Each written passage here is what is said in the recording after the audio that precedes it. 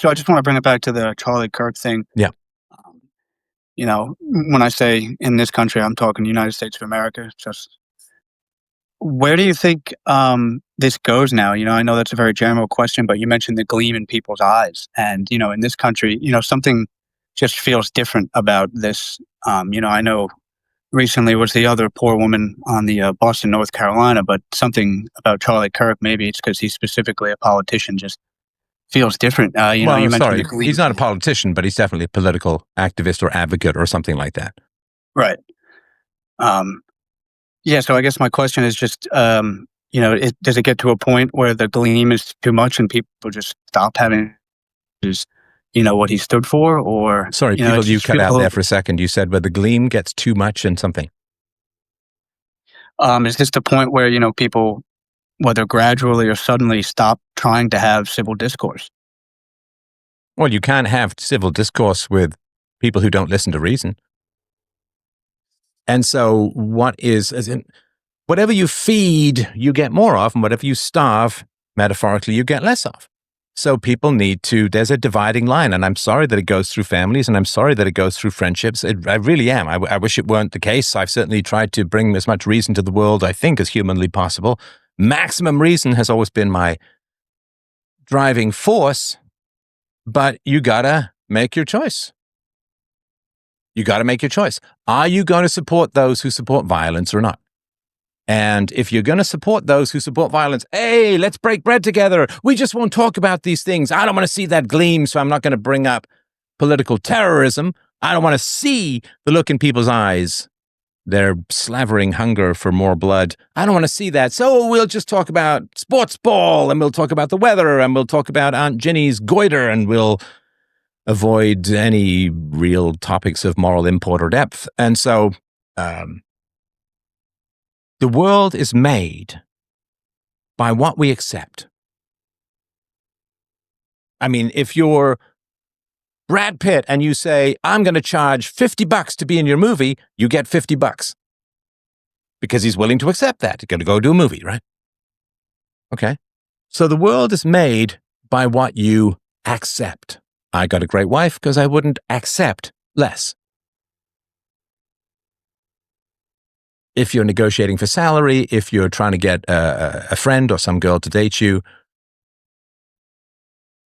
if you go for some, trashy girl who's broken and easy, then that's what you'll get because that's what you'll accept.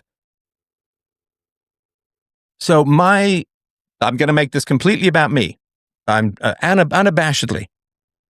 I think it's helpful for other people, but I'll make it completely about me. My entire purpose here is to die with a clean conscience. To die with a clean conscience is to live forever. I must die with a clean conscience. So what that means is that I'm telling people the world is defined by what you accept. If you accept shitty sadists in your life, the world will get shittier and more sadistic.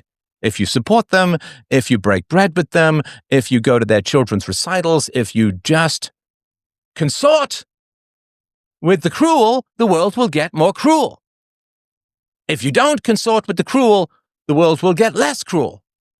Because cruel people only respond to incentives, not virtues.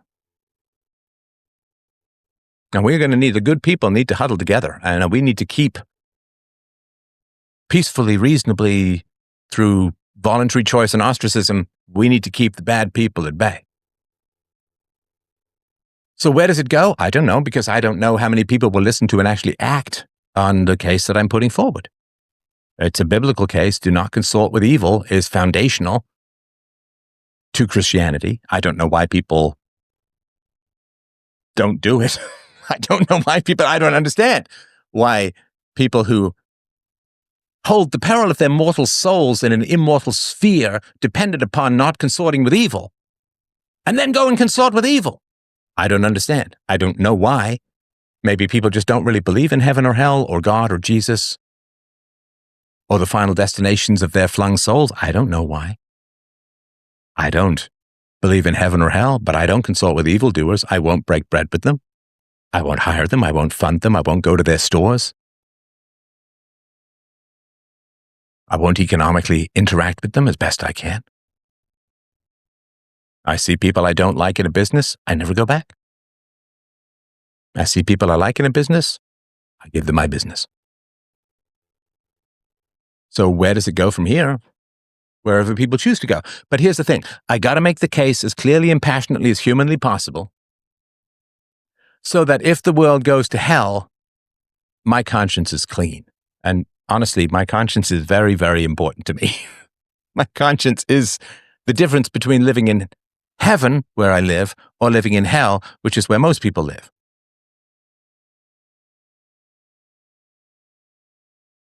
You can go back to a speech I gave, in case you think this is anything new.